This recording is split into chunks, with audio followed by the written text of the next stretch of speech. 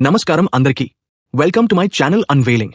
ఈరోజు మనం భారత క్రికెట్ చరిత్రలో అత్యంత ప్రభావవంతమైన బ్యాట్స్మెన్లలో ఒకరైన కోట్లాది అభిమానుల హృదయాలను గెలుచుకున్న హిట్ మ్యాన్ రోహిత్ శర్మ జీవిత ప్రయాణాన్ని తెలుసుకోబోతున్నాం. ప్రపంచ క్రికెట్లో ఎన్నో గొప్ప ఆటగాళ్లు వచ్చారు. కానీ కొందరు మాత్రమే అభిమానుల హృదయాల్లో శాశ్వత స్థానం సంపాదిస్తారు. రోహిత్ శర్మ అలాంటి వారిలో ఒకరు. 264 పరుగుల ప్రపంచ రికార్డు లో 3 డబుల్ సెంచరీలు, ఒకే ప్రపంచకప్లో 5 సెంచరీలు, 5 ఐపీఎల్ ట్రోఫీలు, భారత్కు T20 ప్రపంచకప్ అందించిన కెప్టెన్. ఈ విజయాలు చూస్తే రోహిత్ జీవితం అంతా విజయాలతో నిండిపోయిందనిపిస్తుంది. కానీ అసలు కథ వేరే. ఈ విజయాల వెనుక పేదరికం ఉంది, కన్నీళ్లు ఉన్నాయి, విమర్శలు ఉన్నాయి, జట్టులో స్థానం కోల్పోయిన రోజులు ఉన్నాయి. తన ప్రతిభను నిరూపించుకోవడానికి సంవత్సరాల పాటు చేసిన పోరాటముంది. 1987 ఏప్రిల్ 30 మహారాష్ట్రలోని నాగ్పూర్ ఒక సాధారణ మధ్యతరగతి కుటుంబంలో రోహిత్ గురునాథ్ శర్మ జన్మించాడు. తండ్రి గురునాథ్ శర్మ ఒక ట్రాన్స్పోర్ట్ కంపెనీలో చిన్న ఉద్యోగి. తల్లి పూర్ణిమ శర్మ విశాఖపట్నానికి చెందిన తెలుగు మహిళ. అందుకే రోహిత్ కథలో తెలుగు కనెక్షన్ కూడా ఉంది. కుటుంబ ఆర్థిక పరిస్థితి అంత బాగాలేదు. చాలాసార్లు నెలాఖరుకు డబ్బులు సరిపోవడం కూడా కష్టమయ్యేది. ఒక గది ఇంట్లోనే కుటుంబం జీవించేది. ఈ పరిస్థితుల్లో రోహిత్ చిన్నతనం గడిచింది. డబ్బు లేకపోవడం వల్ల అతను ఎక్కువ కాలం తన తాతయ్య దగ్గరే పెరిగాడు. వారాంతాల్లో మాత్రమే తల్లిదండ్రులను చూసేవాడు. ఒక చిన్న పిల్లవాడికి అది ఎంత బాధాకరమో ఊహించండి. కానీ ఆ కష్టాలే అతన్ని బలంగా మార్చాయి. చిన్నప్పటినుంచే అతనికి క్రికెట్ అంటే పిచ్చి. బ్యాట్ చేతిలో ఉంటే ప్రపంచాన్ని మర్చిపోయేవాడు. టీవీలో మ్యాచ్ వస్తే గంటల తరబడి చూస్తూ ఉండేవాడు. సచిన్ టెండూల్కర్ బ్యాటింగ్ అతనికి చాలా ఇష్టం. ఒకరోజు తాను కూడా భారత జట్టుకు ఆడాలని కలలు కనేవాడు. కానీ అప్పట్లో ఆ కల చాలా దూరంగా కనిపించింది. ఎందుకంటే క్రికెట్ కోచింగ్కు డబ్బులు కావాలి, సామగ్రి కావాలి, ప్రయాణ ఖర్చులు కావాలి.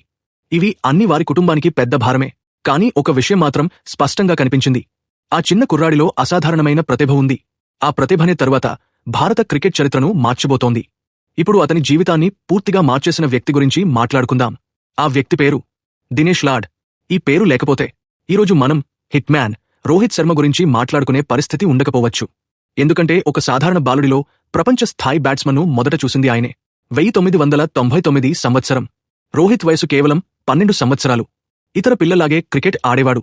కానీ అప్పట్లో ఎవరూ అతన్ని భవిష్యత్ సూపర్ స్టార్గా చూడలేదు. ఆ సమయంలో ఒక స్థానిక క్రికెట్ క్యాంప్లో చేరాడు. అక్కడే మొదటిసారి కోచ్ దినేష్ లాడ్ కంటపడ్డాడు. మొదటి రోజు నుంచే లాడ్ ఒక్క విషయం గమనించాడు. ఈ పిల్లవాడి టైమింగ్ చాలా ప్రత్యేకంగా ఉంది. బంతిని కొట్టే విధానం మిగతా పిల్లల కంటే భిన్నంగా ఉంది. కానీ ఆశ్చర్యకరమైన విషయం ఏమిటంటే ఆ సమయంలో రోహిత్ ప్రధానంగా బ్యాట్స్మన్ కాదు, ఒక ఆఫ్ స్పిన్నర్. అవును, ఈరోజు ప్రపంచంలో అత్యంత ప్రమాదకర బ్యాట్స్మన్లలో ఒకడైన రోహిత్ శర్మ మొదట బౌలర్గా గుర్తింపు పొందాడు. మ్యాచ్లలో ఎక్కువగా బౌలింగ్ చేసే అవకాశం వచ్చేది. బ్యాటింగ్ కింది వరుసలో చేసేవాడు. కానీ దినేష్ లాడ్ మాత్రం వేరే విషయం చూశాడు. నెట్స్లో బ్యాటింగ్ చేస్తున్నప్పుడు రోహిత్ బంతిని చాలా సహజంగా టైం చేసేవాడు. బలంగా కొట్టాల్సిన అవసరం లేకుండానే బౌండరీలు వచ్చేవి. అప్పుడు లాడ్ మనసులో ఒక ఆలోచన వచ్చింది. ఈ పిల్లవాడు బౌలర్ కాదు, భవిష్యత్ బ్యాటింగ్ స్టార్. అయితే ఒక పెద్ద సమస్య ఉంది. రోహిత్ చదువుతున్న పాఠశాలలో సరైన క్రికెట్ సౌకర్యాలు లేవు. లాడ్ కోచ్గా పనిచేస్తున్న స్వామి వివేకానంద ఇంటర్నేషనల్ స్కూల్లో మాత్రం అద్భుతమైన క్రికెట్ వ్యవస్థ ఉంది. కానీ అక్కడ చదవాలంటే ఫీజులు చెల్లించాలి. రోహిత్ కుటుంబ పరిస్థితి దానికి అనుకూలంగా లేదు. ఒకరోజు లాడ్ రోహిత్ తండ్రిని కలిశాడు. మీ అబ్బాయి చాలా టాలెంటెడ్, అతన్ని మంచి స్కూల్కు మార్చండి అని చెప్పాడు. అప్పుడు కుటుంబం తమ పరిస్థితి వివరించింది. మాకు ఫీజులు కట్టే స్థోమత లేదు. అప్పుడు దినేష్ లాడ్ చేసిన పని గొప్పది. అతను స్వయంగా స్కూల్ యాజమాన్యంతో మాట్లాడి రోహిత్కు స్కాలర్షిప్ ఇప్పించాడు. ఫీజులు లేకుండా చదివే అవకాశం కల్పించాడు. ఇది కేవలం ఒక సహాయం కాదు, ఒక జీవితాన్ని మార్చిన నిర్ణయం. తర్వాత చాలా సంవత్సరాల తర్వాత రోహిత్ ఒక ఇంటర్వ్యూలో ఇలా చెప్పాడు. నా జీవితంలో దినేష్ లాడ్ లేకపోతే నేను ఈ స్థాయికి వచ్చేవాడిని కాదు. కొత్త స్కూల్లో చేరిన తర్వాత రోహిత్ జీవితం మారడం ప్రారంభమైంది. ఉదయం ప్రాక్టీస్, స్కూల్, మళ్లీ సాయంత్రం ప్రాక్టీస్. ఇదే అతని దినచర్య. చాలాసార్లు గంటల తరబడి నెట్స్లో బ్యాటింగ్ చేసేవాడు. మిగతా పిల్లలు అలసిపోయి వెళ్లిపోయినా రోహిత్ మాత్రం ఇంకా బ్యాట్ పట్టుకుని ఉండేవాడు. లాడ్ కూడా అతనిపై ప్రత్యేక శ్రద్ధ చూపేవాడు. ఒకరోజు జరిగిన సంఘటనను లాడ్ చాలా సందర్భాల్లో చెప్పాడు. ఒక స్కూల్ మ్యాచ్లో రోహిత్ అద్భుతంగా ఆడుతున్నాడు. సెంచరీకి దగ్గరగా ఉన్నాడు. అప్పుడు లాడ్ ఒక్క షరతు పెట్టాడు. నువ్వు సెంచరీ చేస్తే నేను నీకు ఒక బర్గర్ కొంటాను. ఆ రోజుల్లో బర్గర్ కూడా ఒక చిన్న పిల్లవాడికి పెద్ద బహుమతి. రోహిత్ మరింత ఉత్సాహంగా ఆడాడు. సెంచరీ పూర్తి చేశాడు.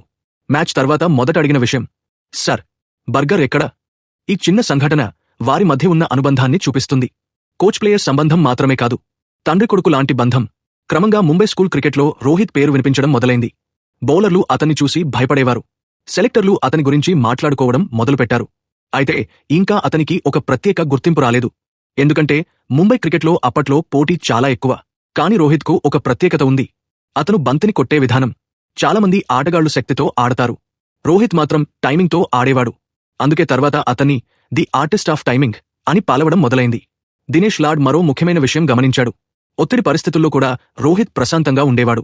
ఇతర పిల్లలు టెన్షన్ పడితే అతను నవ్వుతూ ఉండేవాడు. అదే లక్షణం తర్వాత అతన్ని గొప్ప కెప్టెన్గా మార్చింది. కొన్ని సంవత్సరాల తర్వాత ముంబై అండర్-17 జట్టు, ఆ తర్వాత అండర్-19, ఆ తర్వాత రంజీ క్రికెట్, ప్రతి స్థాయిలో రోహిత్ ఎదుగుతూ వెళ్లాడు. ప్రతి విజయానికి వెనుక ఒక వ్యక్తి నిలిచాడు. ఆ వ్యక్తి దినేష్ లాడ్. ఇప్పటికీ రోహిత్ తన విజయాల్లో కోచ్కు క్రెడిట్ ఇస్తాడు. పెద్ద పెద్ద అవార్డులు గెలిచినా, ప్రపంచ రికార్డులు సృష్టించినా అతను ఎప్పుడూ మర్చిపోని పేరు దినేష్ లాడ్. ఎందుకంటే ప్రపంచం ఒక గొప్ప బ్యాట్స్మన్ను చూసే ముందు ఒక కోచ్ ఆ ప్రతిభను గుర్తించాడు. ఆ నమ్మకమే తర్వాత 264 పరుగుల ప్రపంచ రికార్డుగా మారింది. ఆ నమ్మకమే భారత క్రికెట్కు ఒక లెజెండ్ను అందించింది. ధోని తీసుకున్న ఆ ఒక్క నిర్ణయం హిట్ మ్యాన్ జననం. ఇప్పుడు రోహిత్ జీవితాన్ని శాశ్వతంగా మార్చేసిన కథలోకి వెళ్దాం. 2012 చివరి రోజులు. రోహిత్ శర్మ కెరీర్ ఒక సందిగ్ధంలో ఉంది. ప్రపంచం అతని టాలెంట్ గురించి మాట్లాడుతోంది. కానీ గణాంకాలు మాత్రం ఆ టాలెంట్కు న్యాయం చేయడం లేదు. అతను మిడిల్ ఆర్డర్లో ఆడుతున్నాడు. చాలాసార్లు 5వ లేదా 6వ స్థానంలో బ్యాటింగ్కు వస్తున్నాడు. అప్పటికి 80-90 ఓవర్లు గడిచిపోయి ఉంటాయి. ఫీల్డర్లు బౌండరీల దగ్గర ఉంటారు. బౌలర్లు సెటిల్ అయిపోతారు. అలాంటి సమయంలో పెద్ద ఇన్నింగ్స్ ఆడటం చాలా కష్టం. అప్పుడు మహేంద్ర సింగ్ ధోని ఒక విషయం గమనించాడు. నెట్స్లో కొత్త బంతితో రోహిత్ అద్భుతంగా బ్యాటింగ్ చేస్తున్నాడు. పేస్ బౌలర్లను చాలా సులభంగా ఎదుర్కొంటున్నాడు. పుల్ షాట్లు, కవర్ డ్రైవ్స్, ఫ్లిక్స్ అన్నీ అద్భుతంగా కనిపిస్తున్నాయి. ఒకరోజు ధోని సెలెక్టర్లతో మాట్లాడాడు. రోహిత్ను ఓపెనర్గా ప్రయత్నిద్దాం అన్నాడు. ఆ సమయంలో చాలామంది ఆశ్చర్యపోయారు. ఎందుకంటే అంతర్జాతీయ స్థాయిలో రోహిత్ ఎప్పుడూ స్థిరమైన ఓపెనర్ కాదు. ఇది చాలా పెద్ద risk. 2013 ACC champions trophy, England, భారత జట్టు. ధోని ఒక సాహసోపేత నిర్ణయం తీసుకున్నాడు. రోహిత్ శర్మను ఓపెనర్గా పంపించాడు. మరోవైపు శిఖర్ ధావన్. మొదటి మ్యాచ్ నుంచే మ్యాజిక్ మొదలైంది. ధావన్ దూకుడుగా ఆడుతున్నాడు. రోహిత్ క్లాస్ చూపిస్తున్నాడు. ఇద్దరి జోడీ ప్రత్యర్థులను భయపెట్టడం ప్రారంభించింది. ఆ టోర్నమెంట్లో భారత్ ఛాంపియన్ అయింది. కానీ ట్రోఫీ కంటే ముఖ్యమైన విషయం ఏమిటంటే భారత క్రికెట్కు ఒక కొత్త ఓపెనర్ దొరికాడు. అతని పేరు రోహిత్ శర్మ. ఆ టోర్నమెంట్ తర్వాత రోహిత్ పూర్తిగా మారిపోయాడు. ఆత్మవిశ్వాసం పెరిగింది. తన ఆటపై నమ్మకం పెరిగింది. ఇక వెనక్కి తిరిగి చూసే అవసరం రాలేదు. అదే సంవత్సరం ఆస్ట్రేలియాతో వన్డే సిరీస్, బెంగళూరు, 2013 నవంబర్ 2.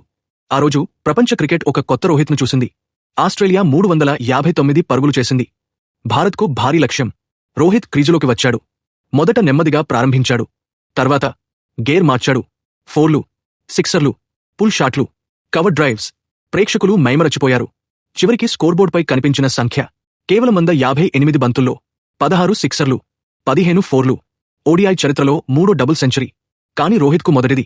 ఆ రోజు ప్రపంచం మొత్తం ఒక విషయం గ్రహించింది. ఈ మనిషిలో అసాధారణ శక్తి ఉంది. కాని అసలు తుఫాన్ ఇంకా రావాల్సి ఉంది. 2014 నవంబర్ 13. కోల్కతా, శ్రీలంకతో వన్డే. ఆ రోజు ఉదయం ఎవరూ చరిత్ర రాయబడుతుందని ఊహించలేదు. ఆరంభంలో రోహిత్ చాలా నెమ్మదిగా ఆడాడు. మొదటి 50 పరుగులు చేయడానికి చాలా సమయం తీసుకున్నాడు.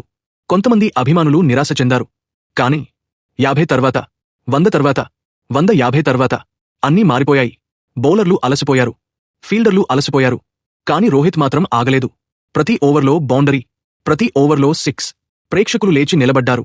200 దాటాడు. అందరూ అనుకున్నారు ఇక్కడే ఆగిపోతాడని. కాని రోహిత్కు మరో ప్లానుంది. 220, 230, 240, 250. చివరికి 173 బంతులు, 33 ఫోర్లు, 9 సిక్సర్లు. ఓడిఐ చరిత్రలో అత్యధిక వ్యక్తిగత స్కోర్. ఇప్పటికీ ఆ రికార్డు ఎవరికీ అందలేదు. ఆ రోజు ప్రపంచం మొత్తం అతన్ని ఒక పేరుతో పలవడం మొదలుపెట్టింది, హిట్ మ్యాన్. కాని కథ ఇంకా ముగియలేదు. మొహాలీ, మళ్లీ శ్రీలంక.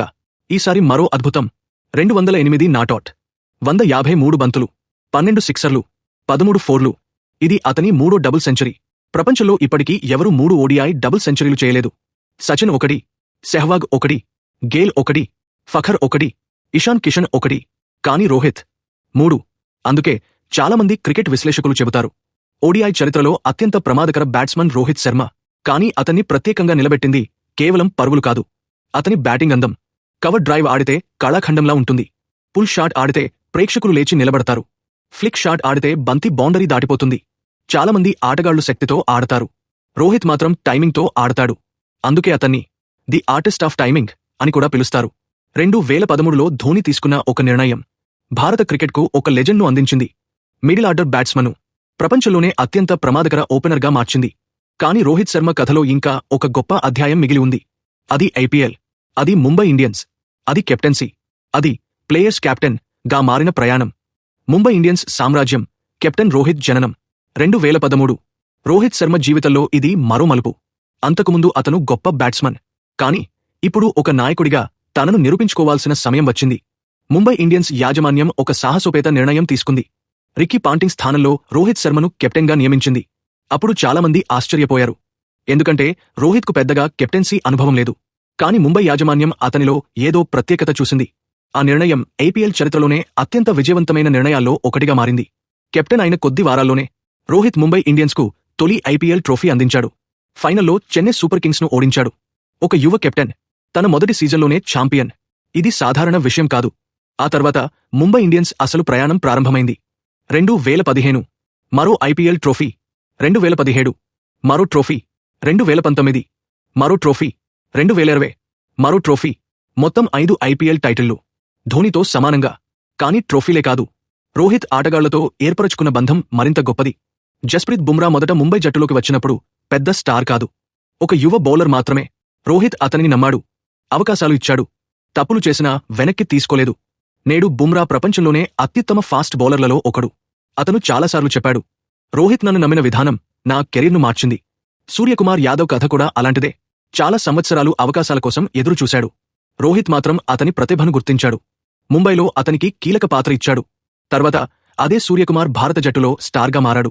హార్దిక్ పాండ్యా, కృణాల్ పాండ్యా, ఇషాన్ కిషన్, తిలక్ వర్మ, ఎందరో యువ ఆటగాళ్లు రోహిత్ నాయకత్వంలో ఎదిగారు. అందుకే చాలామంది అతన్ని ప్లేయర్స్ కెప్టెన్ అంటారు. ఒకసారి బుమ్రా సరదాగా అన్నాడు, రోహిత్ భాయ్ కొన్నిసార్లు ఫోన్ ఎక్కడ పెట్టాడో మర్చిపోతాడు. మరోసారి సహచర ఆటగాళ్లు చెప్పారు, పాస్పోర్ట్ మర్చిపోయిన సందర్భాలు కూడా ఉన్నాయి. కాని మ్యాచ్ విషయానికి వస్తే ప్రతి ప్లాన్ అతని మెదడులో స్పష్టంగా ఉంటుంది. మైదానంలో కూడా అతని ఫన్నీ కామెంట్లు వైరల్ అయ్యేవి. స్టంప్ మైక్లో వినిపించే అతని మాటలు అభిమానులకు ఎంతో ఇష్టం. కొన్నిసార్లు ఫీల్డర్లను సరదాగా ఆటపట్టిస్తాడు, కొన్నిసార్లు బౌలర్లతో నవ్వుతూ మాట్లాడతాడు.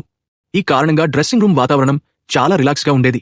రోహిత్ కెప్టెన్సీ ప్రత్యేకత ఏమిటంటే అతను ఆటగాళ్లను భయపెట్టడు, వారిని నమ్ముతాడు. ఒక ఆటగాడు బ్యాడ్ ఫామ్లో ఉన్నా మరొక అవకాశం ఇస్తాడు.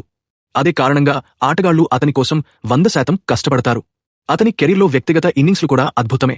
2013 ఆస్ట్రేలియాపై 209 పరుగులు, 15 ఫోర్లు, 16 సిక్సర్లు. 2014 శ్రీలంకపై 264 పరుగులు, 33 ఫోర్లు, 9 సిక్సర్లు. 2017 శ్రీలంకపై 208 నాటౌట్, 13 ఫోర్లు, 12 సిక్సర్లు.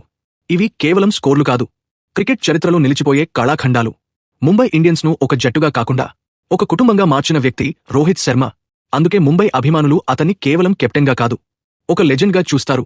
కాని రోహిత్ కెరీర్లో ఇంకా గొప్ప అధ్యాయం మిగిలి ఉంది. అది ప్రపంచకప్. ప్రత్యేకంగా 2019 ప్రపంచకప్. ఒకే టోర్నమెంట్లో 5 సెంచరీలు, ప్రపంచాన్ని ఆశ్చర్యపరిచిన బ్యాటింగ్. ఆ అద్భుత ప్రయాణం గురించి. 2019 ప్రపంచకప్ రోహిత్ శర్మ లెజెండరీ ప్రయాణం. చాలామంది క్రికెట్ అభిమానులు రోహిత్ శర్మ కెరీర్లో అత్యుత్తమ టోర్నమెంట్గా భావించే ప్రయాణంలోకి వెళ్దాం. అది 2019 ఏసీసీ ప్రపంచకప్. ఈ ప్రపంచకప్కు ముందు కూడా రోహిత్ ఒక స్టార్, కానీ ఈ ప్రపంచకప్ తర్వాత అతను ఒక లెజెండ్గా మారిపోయాడు. మొదటి సెంచరీ దక్షిణాఫ్రికాపై. ప్రపంచకప్లో భారత్ తొలి మ్యాచ్. ప్రత్యర్థే దక్షిణాఫ్రికా. పిచ్ చాలా కష్టంగా ఉంది. బౌలర్లు ఆధిపత్యం చెలాయిస్తున్నారు, మిగతా బ్యాట్స్మన్లు ఇబ్బంది పడుతున్నారు. అప్పుడు రోహిత్ ఒంటరిగా నిలబడ్డాడు. అద్భుతమైన ఇన్నింగ్స్ ఆడాడు. 122 నాటౌట్ పరుగులు, 13 ఫోర్లు, 2 సిక్సర్లు.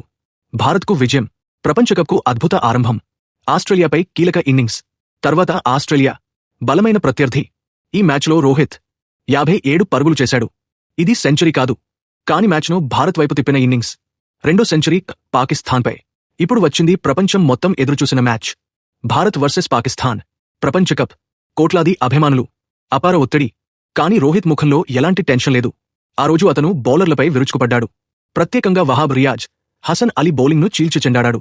ఆ ఇన్నింగ్స్ స్కోర్ 140 పరుగులు, 14 ఫోర్లు, 3 సిక్సర్లు. అది కేవలం సెంచరీ కాదు, ప్రపంచకప్ చరిత్రలో అత్యుత్తమ ఇన్నింగ్స్లలో ఒకటి. ఆఫ్ఘనిస్తాన్పై షాక్. ఈ మ్యాచ్లో ఒక పరుగుకే అవుట్. అవును, ఇదే రోహిత్ గొప్పతనం. పెద్ద ఆటగాళ్లు కూడా విఫలమవుతారు, కానీ వారు మళ్లీ లేచి నిలబడతారు. వెస్టిండీస్పై. ఈ మ్యాచ్లో 18 పరుగులు. పెద్ద స్కోర్ కాదు, కాని జట్టు గెలిచింది. మూడో సెంచరీ ఇంగ్లాండ్పై. ఇంగ్లాండ్తో మ్యాచ్. భారత్కు కీలక మ్యాచ్. మళ్లీ రోహిత్ బ్యాట్ మాట్లాడింది. 102 పరుగులు, 15 ఫోర్లు, ఒక 6. ఇది ప్రపంచకప్లో అతని 3వ సెంచరీ, 4వ సెంచరీ బంగ్లాదేశ్పై. ఇప్పుడు అందరూ మాట్లాడుకుంటున్నారు, రోహిత్ ఎంతవరకు వెళ్తాడు అని. అతను మళ్లీ సమాధానం చెప్పాడు. బ్యాట్తో 104 పరుగులు, 7 ఫోర్లు, 5 సిక్సర్లు. భారత్ సెమీఫైనల్కు చేరింది. 5వ సెంచరీ శ్రీలంకపై. లీగ్ దశలో చివరి మ్యాచ్. ప్రత్యర్థి శ్రీలంక. ఇప్పటికే 4 సెంచరీలు చేశాడు. అయినా ఆగలేదు. 103 పరుగులు, 14 ఫోర్లు, 2 సిక్సర్లు. ఇది ప్రపంచకప్లో అతని 5వ సెంచరీ, వరల్డ్ రికార్డు. ఒకే ప్రపంచకప్లో 5 సెంచరీలు. ఇంతకు ముందు ఎవరూ చేయలేదు. ఇప్పటికీ ఎవరూ చేయలేదు. మొత్తం పరుగులు 647, సగటు 81 కంటే ఎక్కువ. Semi-final shock. ఇప్పుడు వచ్చింది అత్యంత బాధాకరమైన రోజు. సెమీఫైనల్. భారత్ భారీ ఫేవరెట్. అభిమానులందరూ ఫైనల్ కలలు కన్నారు. కానీ రెండో ఓవర్, రోహిత్ అవుట్. స్కోర్ 1 పరుగు. స్టేడియం ఒక్కసారిగా నిశ్శబ్దమైంది. తర్వాత భారత్ కూడా మ్యాచ్ ఓడిపోయింది. కన్నీటి నుంచి కప్పు వరకు. 2023 బాధ, 2024 విజయం. మనం 2019 ప్రపంచకప్లో రోహిత్ శర్మ చేసిన 5 సెంచరీల అద్భుత ప్రయాణం గురించి తెలుసుకున్నాం. కానీ క్రికెట్ దేవుడు అతనికి ఇంకా ఒక పరీక్ష పెట్టాడు. అది ప్రపంచకప్ గెలవాలనే కల. 2023 ప్రపంచకప్. ఈసారి రోహిత్ కేవలం బ్యాట్స్మన్ కాదు, భారత జట్టు కెప్టెన్. దేశం మొత్తం ఆశలు అతని భుజాలపై ఉన్నాయి. టోర్నమెంట్ ప్రారంభానికి ముందు చాలామంది నిపుణులు ఒక విషయం చెప్పారు. భారత్ గెలవాలంటే రోహిత్ దూకుడుగా ఆడాలి. అతను అదే చేశాడు. ఆస్ట్రేలియాపై షాక్. భారత్ 3 వికెట్లు త్వరగా కోల్పోయింది. రోహిత్ కూడా త్వరగా అవుట్ అయ్యాడు. స్కోర్ 0. కాని భారత్ మ్యాచ్ గెలిచింది. ఆఫ్ఘనిస్తాన్పై సెంచరీ. రోహిత్ బ్యాట్ పేలింది. 131 పరుగులు, 16 ఫోర్లు, 5 సిక్సర్లు. ఈ ఇన్నింగ్స్తో అతను ప్రపంచకప్ సెంచరీల రికార్డులో సచిన్ను అధిగమించాడు. పాకిస్తాన్పై దాడి. అహ్మదాబాద్ స్టేడియం. 1,00,000కు పైగా ప్రేక్షకులు. రోహిత్ ఆ రోజు భయంకరంగా ఆడాడు. 86 పరుగులు, 6 సిక్సర్లు, 6 ఫోర్లు. ఇతర మ్యాచ్లు. బంగ్లాదేశ్పై 48 పరుగులు, న్యూజిలాండ్పై 46 పరుగులు, ఇంగ్లాండ్పై 87 పరుగులు, 10 ఫోర్లు, 3 సిక్సర్లు. శ్రీలంకపై 4 పరుగులు, దక్షిణాఫ్రికాపై 40 పరుగులు, నెదర్లాండ్స్పై 61 పరుగులు. Semi-final New Zealand. ఈసారి 2019 బాధకు ప్రతీకారం. రోహిత్ ప్రారంభముంచే దాడి చేశాడు. 47 పరుగులు, కేవలం 29 బంతుల్లో 4 ఫోర్లు, 4 సిక్సర్లు. భారత్ ఫైనల్ చేరింది.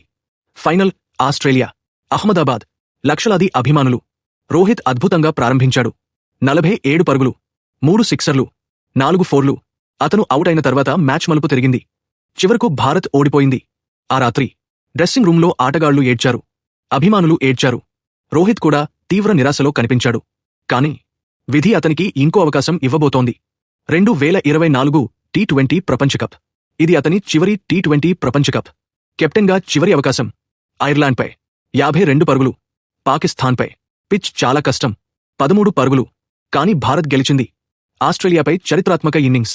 92 పరుగులు, కేవలం 41 బంతుల్లో 7 ఫోర్లు, 8 సిక్సర్లు. మిచెల్ స్టార్క్ 1 ఓవర్లోనే 29 పరుగులు ఇచ్చాడు. ప్రపంచం మొత్తం ఆశ్చర్యపోయింది. Semi-final England. 57 పరుగులు. భారత్ ఫైనల్ చేరింది. ఫైనల్ దక్షిణాఫ్రికా. భారత్ ఒత్తిడిలో ఉంది. రోహిత్ 9 పరుగులు. పెద్ద స్కోర్ కాదు, కాని కెప్టెన్గా జట్టును ప్రశాంతంగా ఉంచాడు. చివరి ఓవర్లు. దక్షిణాఫ్రికాకు విజయం దగ్గరలో ఉంది. కాని బుమ్రా, అర్షదీప్, హార్దిక్ అద్భుతంగా బౌలింగ్ చేశారు. భారత్ ప్రపంచ ఛాంపియన్ అయింది. రోహిత్ కన్నీళ్లు. మ్యాచ్ ముగిసిన తర్వాత రోహిత్ మైదానంలో కూర్చున్నాడు. కళ్లలో ఆనందం, ఉపశమనం, గర్వం. 2019 బాధ, 2023 బాధ. అన్నీ ఒక్క క్షణంలో ముగిశాయి. అతను ట్రోఫీని ఎత్తిన క్షణం భారత క్రికెట్ చరిత్రలో చిరస్మరణీయ దృశ్యంగా నిలిచిపోయింది. టీ20లకు వీడ్కోలు. ప్రపంచకప్ గెలిచిన తర్వాత రోహిత్ ఒక పెద్ద నిర్ణయం తీసుకున్నాడు. అంతర్జాతీయ టీ20 క్రికెట్కు వీడ్కోలు. అతని టీ20 అంతర్జాతీయ గణాంకాలు: 4231 పరుగులు, 5 సెంచరీలు, 32 అర్ధ సెంచరీలు. ప్రపంచకప్ విజేత కెప్టెన్. ఇది ఒక గొప్ప అధ్యాయం ముగింపు. కాని రోహిత్ శర్మను కేవలం పరుగులు, సెంచరీలు, ట్రోఫీలతో కొలవలేం. అతని అసలు గొప్పతనం సహచర ఆటగాళ్లతో బంధం. ధోనీ, కోహ్లీ, బుమ్రా, సూర్యకుమార్, గిల్, హార్దిక్ అందరూ అతని గురించి చెప్పిన మాటలు. మరియు అభిమానులు అతన్ని ఎందుకు ఇంతగా ప్రేమిస్తారో. Rohit Sharma game changer story. Rohit Sharma పేరు వినగానే ఒక విషయం స్పష్టంగా గుర్తొస్తుంది. అతను పెద్ద మ్యాచ్లలో ఎప్పుడూ ముందుంటాడు. ఐసీసీ టోర్నమెంట్స్లో రోహిత్ ఇచ్చిన స్టార్ట్లు టీమిండియాకు చాలా కీలకమయ్యాయి. పవర్ ప్లేలోనే బౌలర్లపై దాడి చేసి మ్యాచ్ టోన్ను సెట్ చేయడం అతని స్పెషాలిటీ. ఒకప్పుడు మిడిల్ ఆర్డర్లో ఆడిన రోహిత్ ఓపెనర్గా మారిన తర్వాత పూర్తిగా కొత్త ఆటగాడిగా మారిపోయాడు. అధిక బంతులు ఆడే అవకాశం రావడంతో అతని బ్యాటింగ్ మరింత డేంజరస్గా మారింది. అతను హిట్ మ్యాన్ అనే పేరు సంపాదించడానికి కారణం కూడా అదే. ఒకసారి సెట్స్ అయితే భారీ స్కోర్లు చేయడం, సిక్సర్లతో బౌలర్లను ఒత్తిడిలోకి నెట్టడం అతని స్టైల్. కెప్టెన్గా కూడా రోహిత్ స్టైల్ చాలా సింపుల్, తక్కువ ఒత్తిడి, క్లియర్ ఆలోచనలు, ప్లేయర్లకు స్వేచ్ఛ ఇవ్వడం ఇవి అతని ప్రత్యేకత. అతను ఎప్పుడూ డ్రెస్సింగ్ రూమ్ను లైట్గా ఉంచుతాడు, కానీ మ్యాచ్ సమయంలో మాత్రం పూర్తిగా ఫోకస్గా ఉంటాడు. టీం ఇండియాకు అతను ఇచ్చినది కేవలం రన్స్ మాత్రమే కాదు, స్థిరమైన ఓపెనింగ్, కాన్ఫిడెన్స్ మరియు పాజిటివ్ ఎనర్జీ. కొందరు ప్లేయర్లు మ్యాచ్లు ఆడతారు, కానీ కొందరు మ్యాచ్లను మార్చేస్తారు. రోహిత్ శర్మ అలాంటి ఒక గేమ్ చేంజర్.